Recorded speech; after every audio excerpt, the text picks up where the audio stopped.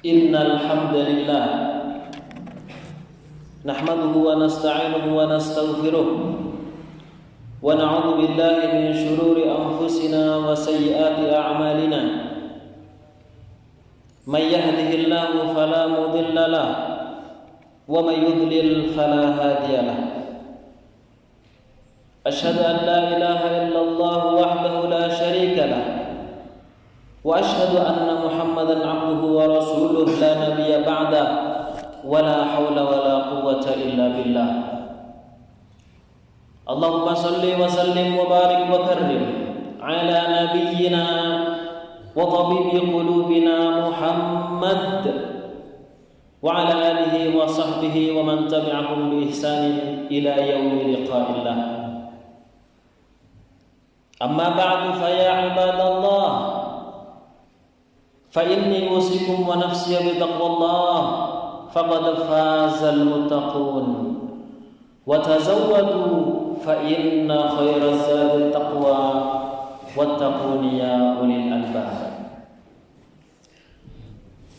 Ma'asyiral muslimin rahimakumullah, melalui mimbar yang mulia ini, di hari Jumat yang mulia ini dan tempat yang mulia ini, saya selaku khatib akan mewasiatkan kepada saya pribadi secara khusus dan kepada sidang jamaah Jumat secara umum. Marilah kita selalu meningkatkan volume ketakwaan kita kepada Allah, mengokohkan, menguatkan keyakinan serta keimanan kita kepada Allah dan Rasul-Nya, dengan artian melaksanakan perintah-perintahnya dan menjauhi larangan-larangan Allah Subhanahu wa taala. Sebab dengan ketakwaan kita akan menjadi orang yang paling berharga, akan menjadi orang yang paling mulia di sisi Allah, di sisi Rasulullah, bahkan di sisi seluruh manusia. Hadirin jamaah Jum'ah rahimakumullah, Allah Subhanahu wa taala telah menetapkan bahwa sesama kaum mukmin, sesama kaum yang beriman adalah saudara. Saya saudara Anda, Anda saudara saya. Meski tidak sedarah, meski bapak ibu kita berbeda, bahkan walaupun mungkin warna kulit kita berbeda, bangsa, ras, dan keturunan kita berbeda, akan tetapi Islam telah menghilangkan semua itu dan menjadikan kita satu kesatuan layaknya saudara. Hal ini dibuktikan oleh Allah Subhanahu wa taala di dalam firman-Nya, wa qala ta'ala, innamal mu'minuna ikhwatu fa aslihu baina akhawaykum. Sesungguhnya kaum mukmin itu adalah bersaudara. Karena itulah perbaikilah hubungan yang ada di antara kedua saudara kalian itu.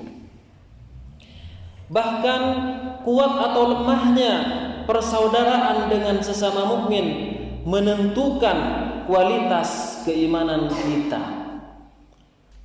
Hal ini digambarkan dalam sabda Rasulullah sallallahu alaihi wasallam. Beliau bersabda, la yu'minu ahadukum hatta yuhibba li akhihi ma yuhibbu li nafsihi. Di antara kalian tidaklah dianggap beriman, keimanannya belum lagi sempurna, sehingga di antara kalian itu mencintai saudara kalian sebagaimana kalian mencintai diri kalian sendiri. Karena itulah kecintaan hakiki kepada sesama muslim tercermin dari sikap yang senantiasa menginginkan saudaranya mendapatkan kebaikan. Tentu kita tidak ingin diri kita mendapatkan mara bahaya, diri kita mendapatkan kesusahan. Berarti kita juga selayaknya tidak ingin saudara kita, teman kita seagama, yaitu mendapatkan mara bahaya. Dia tidak rela saudaranya tertimpa keburukan, sebagaimana dia pun tidak menghendaki keburukan itu menimpa pada dirinya. Bahkan Rasulullah SAW menggambarkan mathalul mu'minina fi tawadihim wa tarahumihim wa ta'atufihim mathalul jasadi. Perumpamaan orang-orang yang beriman, yang satu kepada yang lainnya, dalam cinta kasih mereka, lemah lembut mereka, layaknya satu anggota badan, layaknya satu tubuh. Idza ishtaka minhu udhun tada'a lahu sairul jasadi bisahari wal humma. Ketika ada satu anggota badan yang sakit, maka hal ini akan menyebabkan seluruh anggota badan akan merasa kesakitan. Di antaranya dia nggak bisa tidur, di antaranya dia akan merasa demam. Ketika tangan kita sakit, kaki kita tersandung, maka lisan otomatis akan mengatakan astagfirullah, innalillah.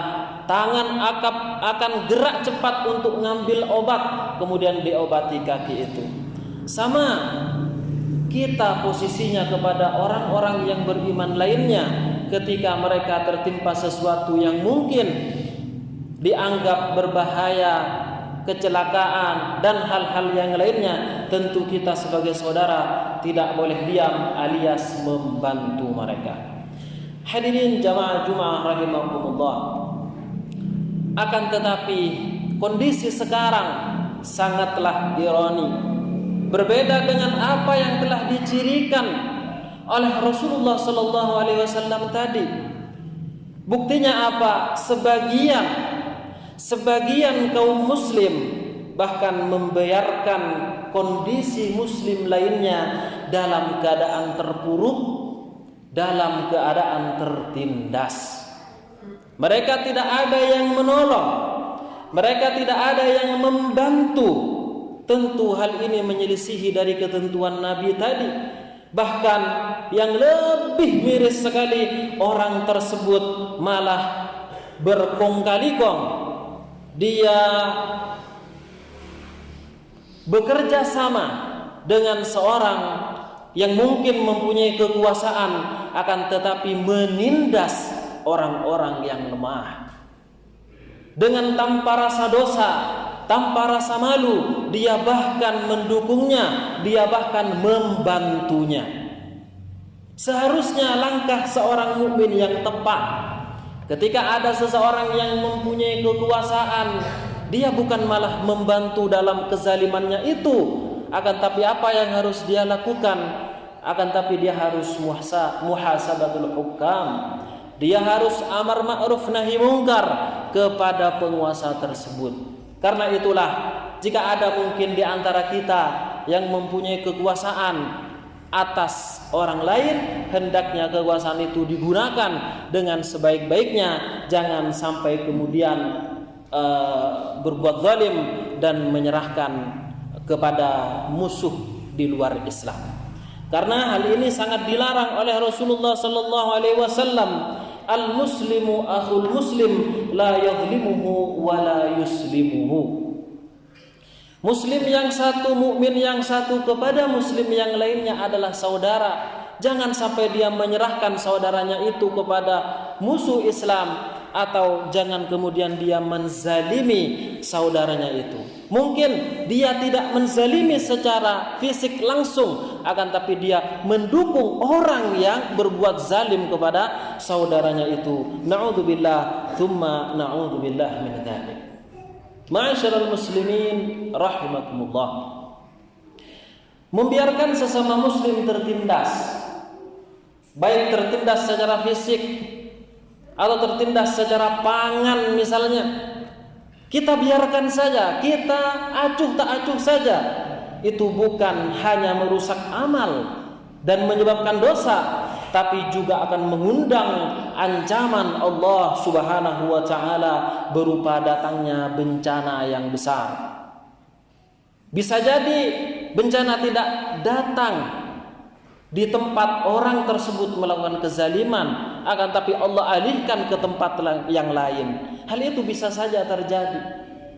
Karena hakikatnya bencana-bencana yang ada sekarang ini itu adalah tentara-tentara Allah Subhanahu wa taala untuk memberikan peringatan kepada kita semuanya bahwa kaum muslimin, orang-orang yang beriman itu sudah saatnya untuk bersatu. Jangan kemudian kita tonjolkan perbedaan yang ada di antara kita. Mungkin Anda mempunyai pendapat, akan tapi kami punya pendapat yang lain. Selama perbedaan pendapat tersebut tidak keluar dari jalan Islam, tidak keluar dari rel agama Islam, maka itu tetap bisa dimaklumi.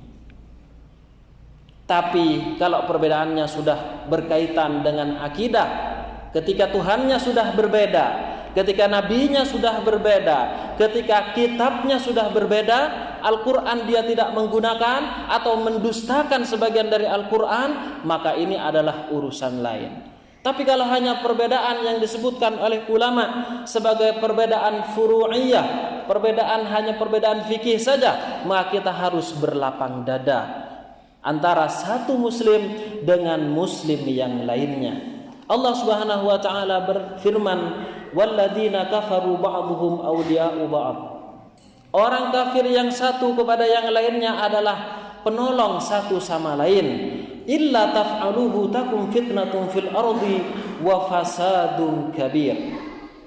Apabila kalian tidak melaksanakan perintah Allah, niscaya akan ada fitnatun fil ardi, kekacauan yang besar di muka bumi ini, wa fasadun kabir, dan kerusakan yang besar. Al-Imam At-Tabari menafsirkan lafaz illa taf'aluhu adalah tidak melaksanakan perintah Allah. Maksudnya apa? Tidak menolong saudara seagama. Saudaranya kelaparan, dia tinggalkan. Saudaranya susah, dia tinggalkan. Tidak peduli sama sekali. Karena itulah kemudian Allah juga berfirman dalam ayat lain, wa in yastansurukum fid dini fa'alaikumun nasr. Jika mereka orang-orang yang beriman minta tolong kepada kalian, minta bantuan kalian, baik dari sisi apapun, sehingga mereka benar-benar terdesak, maka wajib bagi kalian, fa'alaikum an-nasru, wajib bagi kalian, bagi kita semua, yaitu menolong kaum muslimin yang sedang tertindas atau membutuhkan bantuan kita. Karena itulah wahai saudara, kita benar-benar harus berhati-hati. Ukhuwah Islamiyah, persaudaraan seagama akan benar-benar hancur, akan benar-benar rusak dari dada seorang muslim, siapapun dia, apakah dia orang biasa, rakyat jelata, apalagi dia seorang penguasa. Bahkan kita juga bisa saja ukhuwah Islamiyah akan rusak disebabkan dua hal. Yang pertama, ta'assub ataupun disebut dengan asabiyah, fanatisme kelompok, fanatisme kesukuan, fanatisme kebangsaan. Sehingga walaupun salah sekalipun, karena dia adalah rasnya, karena dia adalah bangsanya, karena dia adalah kelompoknya, mau tidak mau dia harus membelanya. Ini yang disebut fanatisme, dan ini ta'assub, dilarang di dalam Islam, dilarang oleh Allah dan Rasulnya. Sikap ini bertolak belakang dengan ajaran Rasulullah. Rasulullah 1400 tahun yang silam telah mewanti-wanti akan keharaman fanatisme ini. Apa kemudian Rasulullah bersabda, "Laisa minna man da'a ila asabiyah." Tidaklah tergolong golongan kami, yaitu orang yang mengajak pada fanatisme yang buta. Banyak kita lihat ya, contoh-contoh yang ada, orang meninggal dunia karena kelompok ini, orang meninggal dunia mati karena permainan ini, orang mati karena membela ini. Beda kalau sekiranya kita membela Allah Subhanahu wa taala, membela Rasulullah dan membela Islam. Itu lain cerita. Ini tidak. Dia fanatik pada satu kelompok sehingga salah sekalipun dia tetap harus membelanya. Nah, jelas ini adalah sesuatu yang sangat menyelisihi ketentuan Rasulullah. Bahkan Rasulullah bersabda juga, "Walaisa minna man qatala ala asabiyah." Tidak termasuk golongan kami orang yang berperang akan tetapi atas nama fanatisme, atas nama ta'assub atau asobiyah. Walaisa minna man mata ala asobiyah, dan tidak termasuk golongan kami pula orang yang meninggal dunia karena asobiyah. Ma'asyiral muslimin rahimakumullah. Adapun yang kedua adalah kepentingan ekonomi atau kepentingan perut. Kepentingan ini bisa merusak ukhuwah Islamiyah, karena kita sudah mendapatkan posisi tertentu, mendapatkan harta tertentu, berada di zona nyaman, maka tidak peduli apa yang dihadapi oleh saudara kita. Walaupun mereka meraung-raung, mereka mengeluh terkait sandang pangan yang semakin hari semakin naik, dia tidak lagi peduli. Udahlah, yang penting kan saya mempunyai harta, yang penting kan saya bisa makan, yang penting anak istri saya mendapatkan apa yang mereka inginkan. Sementara orang lain dia tidak peduli sama sekali. Na'udzubillah, tsumma na'udzubillah min dzalik. Ketika ini sudah menjangkiti di hati kita, maka ukhuwah Islamiyah, persaudaraan di antara kita benar-benar sudah rusak dan benar-benar sudah hancur.